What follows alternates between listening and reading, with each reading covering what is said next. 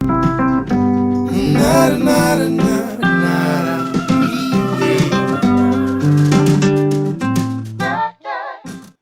dia na paz do Senhor, que Deus abençoe a sua vida de uma maneira toda especial. Estamos aqui mais uma vez para juntos glorificarmos o nome do Senhor. Que a bênção de Deus esteja sobre a sua casa, sobre a sua família, sobre os seus negócios. Que a paz de Deus, a paz em Cristo, reine em seu interior. Deus está no controle de tudo e tudo vai ficar bem. Nós queremos ser bem objetivos na ministração de hoje, onde nós iremos falar sobre sobre os 3 níveis de oração intercessória, para abrir o nosso entendimento quando enfrentarmos algumas pelejas, algumas batalhas espirituais. Porque dia a dia nós temos uma batalha para enfrentar. Basta cada dia o seu mal. Então enfrentar batalhas, enfrentar lutas, já é algo assim muito normal na vida do ser humano. A vantagem que nós temos é saber que Deus está no controle da nossa vida. E nele nós temos a garantia de que somos mais do que vencedores.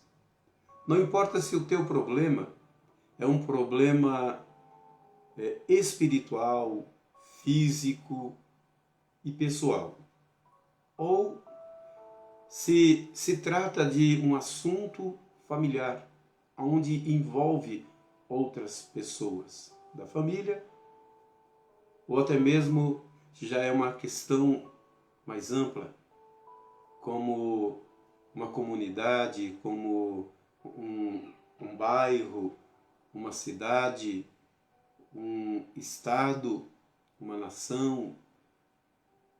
Existe aí níveis de batalhas que antes de nós iniciarmos essa batalha, antes de enfrentarmos, nós precisamos ter a noção de que qual é o tipo de batalha que nós estamos enfrentando, contra quem nós estamos lutando.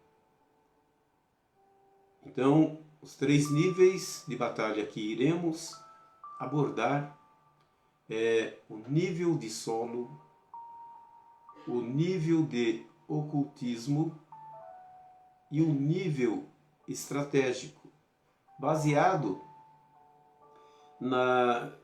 nos estudos bíblicos, alguns versículos que iremos citar, e também em alguns conceitos de homens de Deus, mesmo no nosso tempo, contemporâneo a nós, que tem escrito muitos livros a respeito.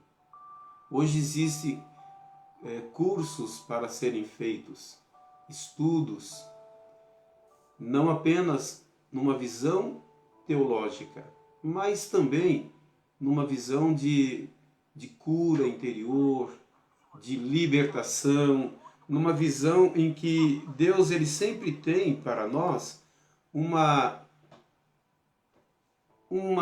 fonte em que nós possamos beber de ensinos. O que eu vou falar hoje são ensinos em que Peter Wagner tem já abordado, tem falado sobre isso, sobre a oração de guerra, que é um dos livros em que eu tenho lido, e outros também, né, que a gente tem pesquisado, participado assim de alguns estudos com Neuza Itioca, onde nós também tivemos a oportunidade de crescer nesse entendimento.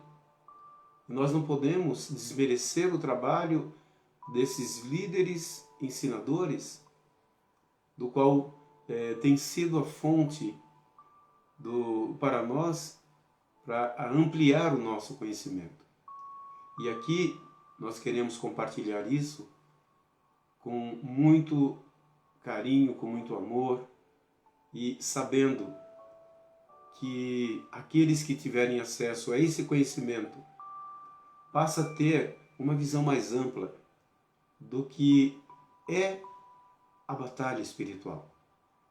Nós iremos orar, depois iremos abordar alguns versículos bíblicos, e hoje acredito que dá para nós falarmos sobre o primeiro nível, que é o nível de solo. Nós iremos analisar esse nível de solo, o que Peter Wagner quis dizer a respeito disso. Ok? Bendito Deus, eterno Pai, nós te louvamos por esse momento. Nós te glorificamos por estarmos na tua presença e por ter essa convicção de que o Senhor está no controle da nossa vida e tudo vai ficar bem. Porque a nossa confiança não está em nós mesmos. A nossa confiança não está nos homens, mas sim no Deus que está acima de tudo. O Senhor que comanda todas as coisas.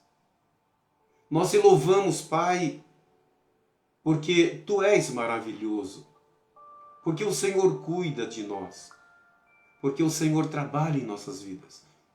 E queremos, Senhor, nesta manhã, liberar uma palavra de bênçãos, de curas, de prosperidade, para a vida de cada irmã, de cada irmão que está participando conosco aqui nesse momento, nesta live, como também aqueles que ainda vão ter acesso a esse material.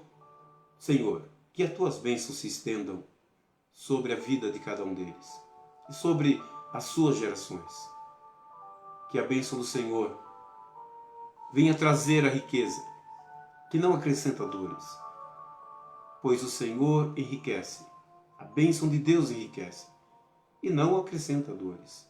E é isso que nós acreditamos, nisso acreditamos e disso nós falamos, para o louvor da Tua glória, Pai. Venha o Teu reino, venha o Teu reino e cumpra a Tua vontade. Aleluia, Senhor. Glória a Deus.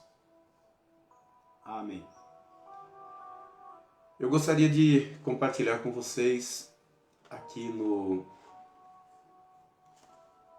Evangelho de São Mateus, no capítulo de número 1. Eu quero que você procure aí na sua Bíblia para que nós possamos juntos buscar essa informação bíblica, tá? Você pode buscar aí numa Bíblia online, você pode... Hoje está tão fácil as coisas, né? Só falta em nós a disposição para a gente buscar a presença do Senhor, amém? E o conhecimento da Palavra de Deus. Vamos lá, vamos ver se a gente consegue uma Bíblia aqui e nós iremos fazer essa leitura. Glória a Deus. Glória a Jesus.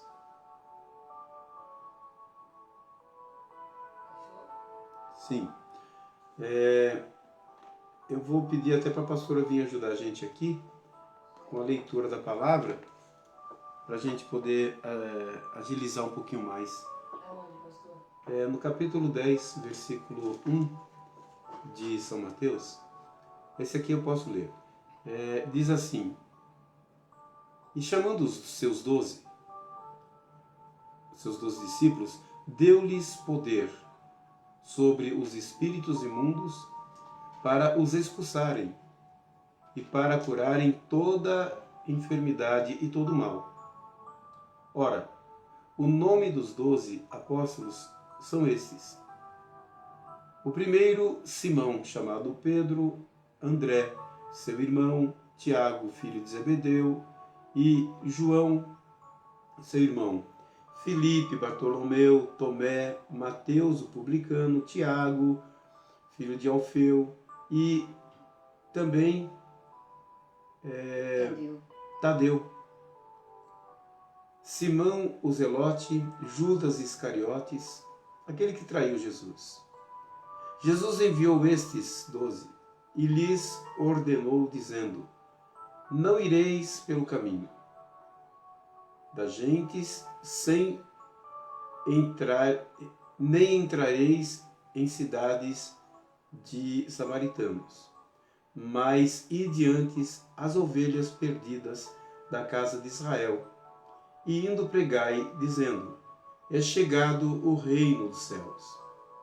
Curai os enfermos, limpai os leprosos, ressuscitai os mortos, expulsai os demônios. De graça recebestes, de graça dai. Amém. Olha que maravilha. Quando se trata aqui do envio dos discípulos,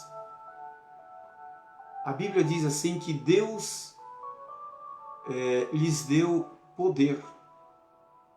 Poder para curar, para expulsar os demônios, para ressuscitar. E quando chegar, aonde vocês chegarem, então vocês vão dizer: é chegado o reino dos céus. Nós vamos entender, dentro dessa ideia, desse texto bíblico, o porquê dessas palavras.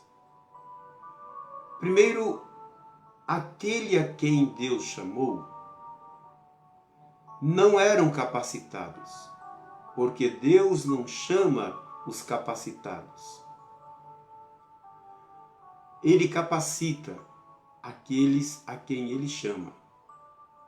Então, quando Deus escolhe, Ele escolhe pessoas que são seres humanos naturais, como somos. Mas quando essa pessoa atende o chamado, vem sobre ele uma unção, um poder, uma autoridade que não é dele. É por isso que nenhum de nós podemos nos arrogar daquilo que somos, porque o que somos só conseguimos ser em Cristo Jesus. Que Deus seja louvado em nossas vidas e que nós possamos ter essa consciência. Deus nos escolheu e nos capacitou. E após essa capacitação, Ele nos enviou. Então, quando Deus chama alguém para o servir, Ele chama, Ele prepara, Ele consolida e Ele envia. Por isso que a prática de fazer discípulo, existem quatro pilares. Quatro pilares de... Eu vou dar uma parada nisso aqui, porque isso aqui não está ajudando. Quatro pilares que baseia o trabalho discipular, que é ganhar pessoas, que é treinar pessoas, consolidar a fé dessas pessoas, treinar essas pessoas e enviar. Então é ganhar, consolidar, treinar e enviar. São quatro pontos importantes. Jesus, ele escolheu os seus discípulos. Ele ganhou para a causa. Jesus consolidou a fé desses discípulos. Ele treinou os seus discípulos. E ele enviou os seus discípulos. Nós estamos aqui falando sobre o envio dos 12. E quando eles foram enviados, o Senhor disse: olha, quando você chegar, vocês vão dizer o seguinte: é chegado o reino dos céus. Louvado seja Deus. Deixa eu ver aqui qual é o versículo que nos diz. Quando chegardes... Ajuda aí, pastora. É o verso 9, né? O versículo 9. Não leve ouro nem prata? Não. É o 11. Não. Ele diz assim, quando eles chegarem... Aqui, versículo 7. E indo pregai, dizendo, é chegado o reino dos céus. Nós estamos indo ao pé da letra, sabe, de uma forma assim, literal do texto, porque a Bíblia ela tem 3 tipos de linguagem: literal, simbólica e figurada. Aqui nós estamos indo num sentido literal da palavra, para que a gente possa perceber que da mesma forma que foi com os discípulos, Deus está tratando conosco. E é assim que funciona, é o padrão bíblico. E essa visão não pode faltar na vida do cristão, na vida do líder, na vida de um ministério, que é o ganhar, consolidar, treinar e enviar. Aqui quando o Senhor falou, quando vocês chegarem, preguem o evangelho e anunciem, é chegado o reino dos céus. O que isso quer dizer? O reino dos céus não é comida e nem bebida, mas é gozo, paz, alegria no Espírito Santo.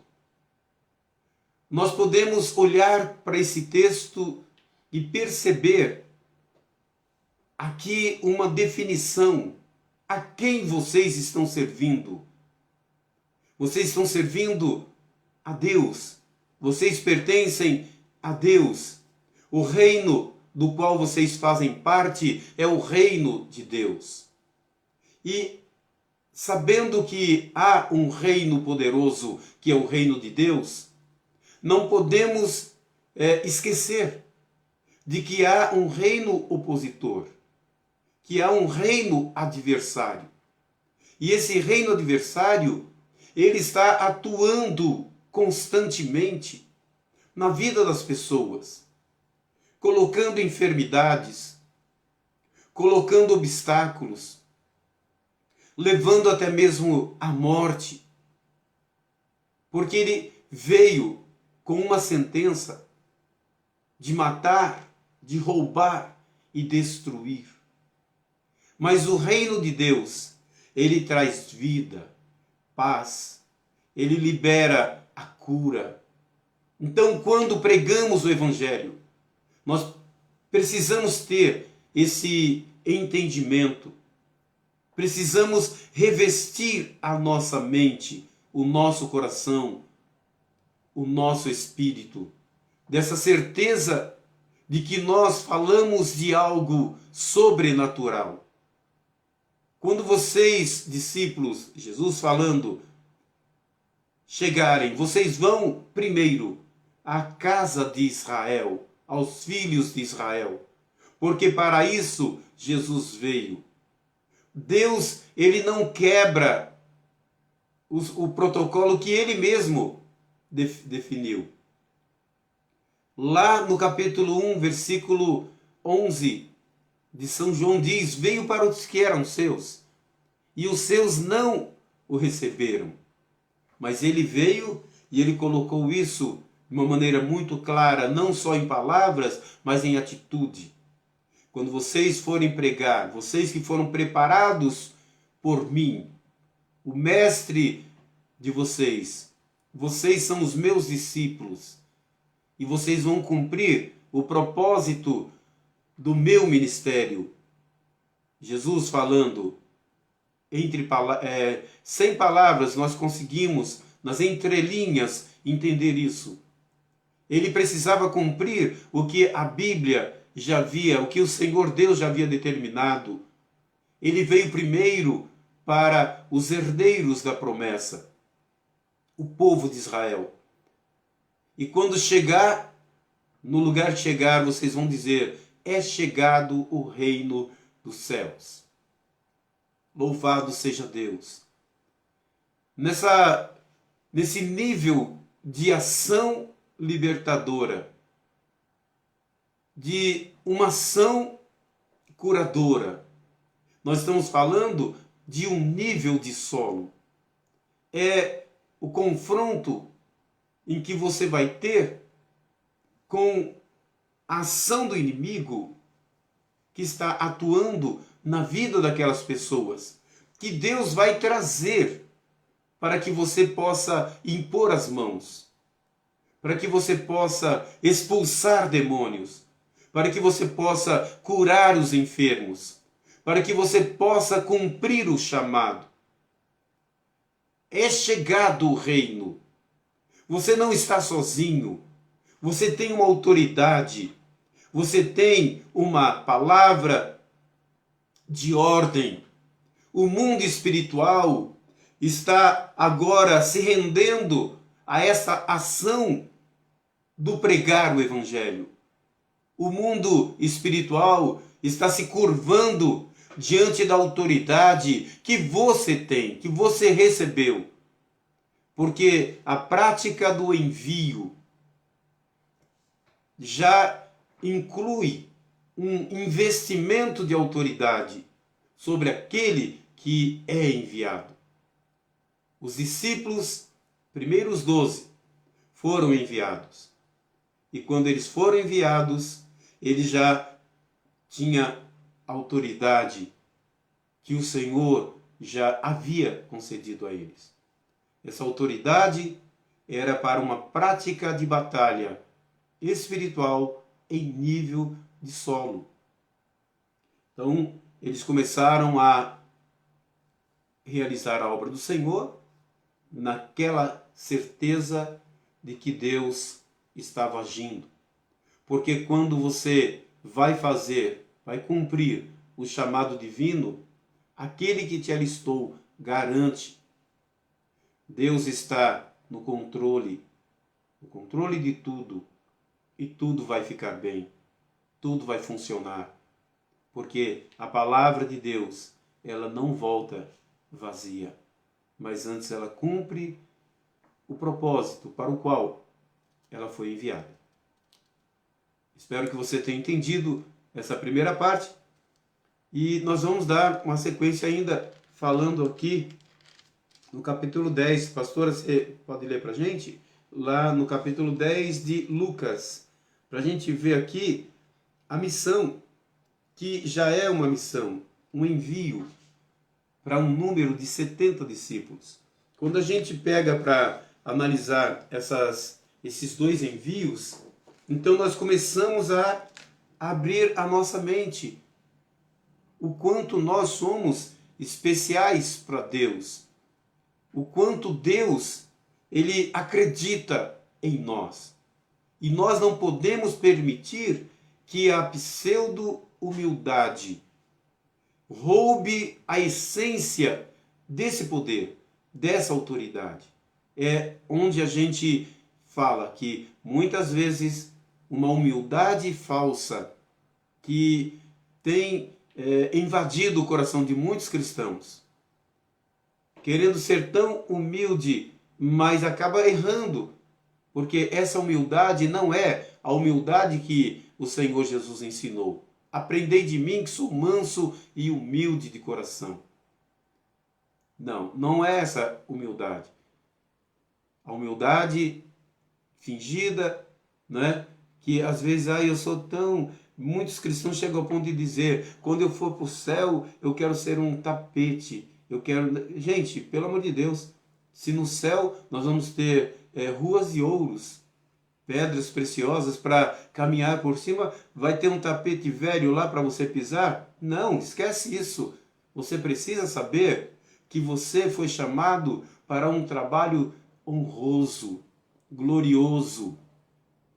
A humildade, ela se manifesta na vida das pessoas reconhecendo que tudo quanto você faz não vem de você. Aí sim, essa é a humildade que você precisa ter. É Deus, a essência divina que está em você, que realiza grandes obras, e assim a glória, a honra e o louvor é dado a quem lhe é devido.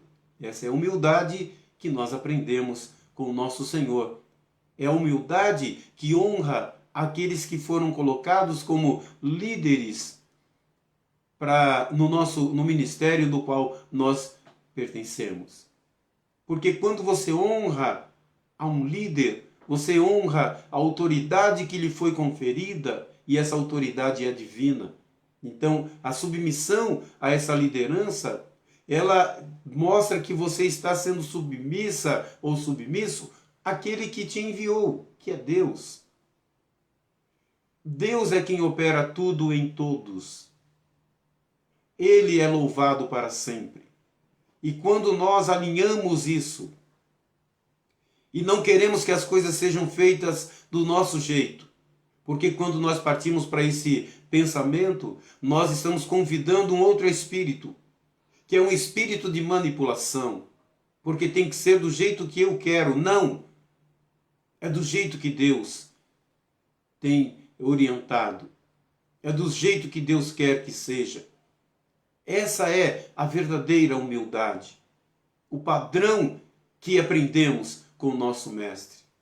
A vida é muito curta para querermos construir castelos, para deixarmos o nosso nome marcado na história com um propósito de grandeza. Não!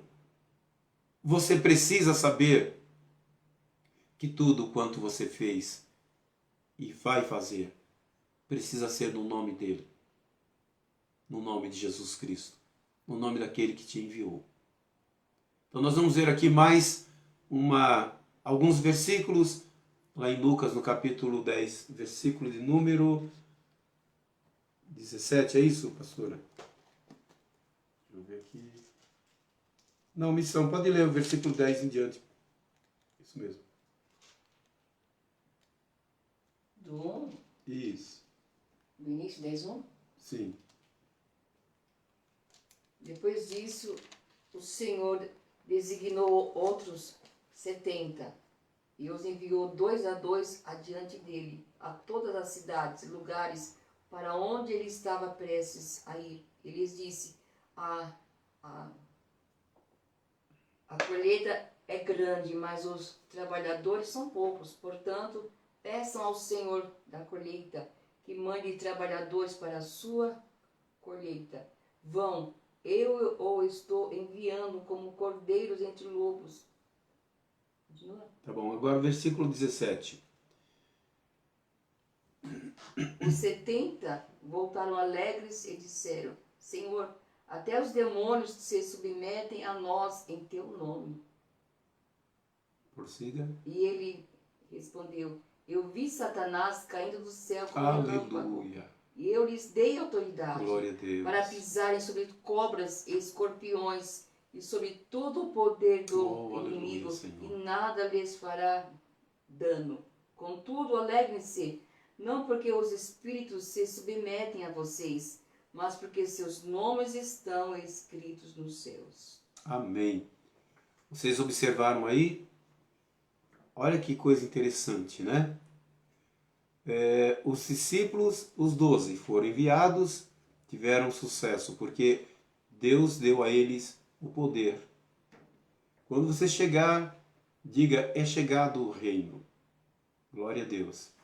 Depois, você vai ver no capítulo 10 de Lucas, primeiro 10 de Mateus, depois 10 de Lucas, você vai ver o Senhor enviando os 70.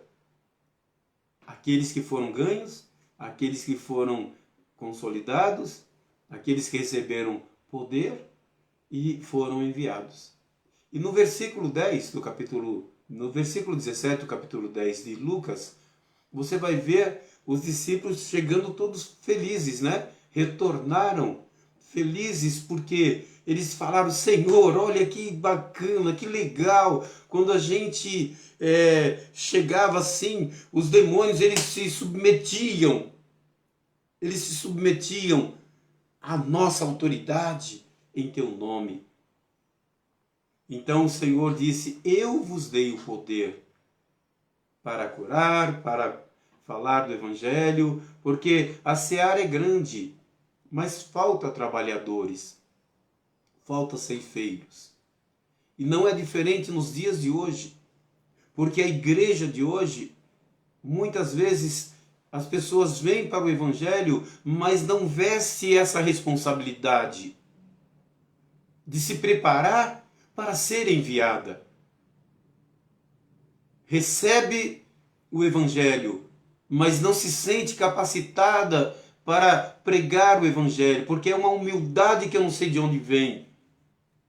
Deus te deu autoridade. Não seja uma fonte seca. Você bebeu da água da vida. Essa água precisa jorrar do seu interior, para que outros possam beber dessa mesma água. Você recebeu uma autoridade. Os demônios estão sujeitos a essa autoridade. As enfermidades obedecem a essa autoridade. Não é para você se gloriar. A sua alegria não é porque isso acontece, mas é porque o seu nome está escrito no livro da vida. Porque o cumprir o chamado nos traz satisfação, nos alegra, mas essa alegria não pode ser tamanha ao ponto de nós nos sentir por cima, da situação. Porque se algo acontece, se o milagre acontece, se a cura acontece, não é porque o Ivo, não é porque o fulano, cicrano realizou, mas é porque a unção que está na vida do pastor Ivo, na vida de outros pastores, a unção que está sobre eles, a unção que está na vida da irmã, que aceitou a Jesus ontem, mas já recebeu uma virtude. É esta unção que cura, essa unção que liberta, essa unção que renova as pessoas e o reino de Deus se manifesta. E quando esses mesmos 70 foram enviados, eles estavam percebendo que quando eles chegavam, os demônios se sujeitavam a eles. Nível de solo, é disso que estou falando. É o evangelismo pessoal, é o testemunho no nosso dia a dia, é o falar de Cristo, é o não ter vergonha do Evangelho, é usar os meios que você tem disponíveis para pregar o Evangelho. No passado, pessoas entregaram suas vidas, até foram levados à morte, com um esforço tremendo. Viagens, andavam muito para poder salvar um sequer, mas eles se dedicavam. Hoje nós temos uma vasta quantidade de ferramentas e não temos a coragem. Sabe por quê? Porque ainda falta entender que o amor às almas não pode morrer. Você recebeu uma autoridade. Fale do Evangelho. Não seja uma fonte seca, uma fonte de água parada. Não deixe morrer em você essa unção de salvação, de libertação. O Senhor te escolheu. Ele te deu essa condição de receber autoridade para pregar o Evangelho. E aonde você chegar, diga: é chegado o reino de Deus. Eu não estou aqui no meu nome, mas aquele que me enviou, ele vai fazer algo especial. Oh, aleluia! A convicção das minhas palavras, a convicção da pregação do Evangelho, a forma com que eu prego. Estou falando de mim, mas também é a forma que você deve usar. É na confiança da autoridade. que não vem de mim mesmo, mas vem de Deus. Porque eu sei que o evangelho que eu anuncio é poder de Deus para a salvação, para a libertação, para a cura de todo aquele que crer nesse evangelho. É chegado o reino de Deus. E assim nós vemos que aqueles 70 discípulos receberam poder, receberam autoridade, manifestaram a unção divina que estava sobre eles, mas ainda precisava aprender algo, que era honrar a Deus e aceitar a vontade de Deus e não as próprias vontades. E quando Jesus, ele ministra uma palavra da verdade, ele confronta um espírito que estava ainda atuando na vida de muitos deles. Ele começa a falar da sua autoridade, mas o que estava dentro daqueles discípulos ainda era a incredulidade, ainda era o que eles receberam na cultura religiosa no qual eles foram formados. E quando Jesus confronta com a verdade, ali eles passam por uma prova e revela quem verdadeiramente eles eram. Porque Deus em Cristo, ele age de uma maneira contundente com a verdade. Porque a verdade liberta. Conhecereis a verdade, e a verdade vos libertará. Não troque a verdade por palavras de lisonjas. Não troque a verdade por qualquer outra situação, querendo agradar a outros, porque você peca quando faz isso. Mas permita que a verdade transforme o seu interior. Mas o preço de falar a verdade muitas vezes é caro. Você paga por situações em que vocês confrontam com a verdade. Aqui eu já estou preparando vocês para o próximo nível. E a verdade faz com que muitos te abandonem, porque você confronta um espírito que já está atuando na vida daquelas pessoas. Os 70 discípulos estavam nessa situação.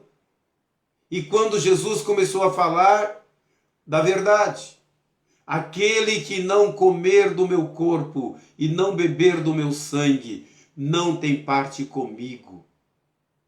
E quando eles ouviram isso, eles lembraram de toda a base dos ensinos judaicos, dos ensinos que eles haviam recebido, mas não abriram o coração para aquele que estava falando e não conseguiram entender a linha de raciocínio que o Espírito de Deus estava conduzindo o mestre com aquela verdade.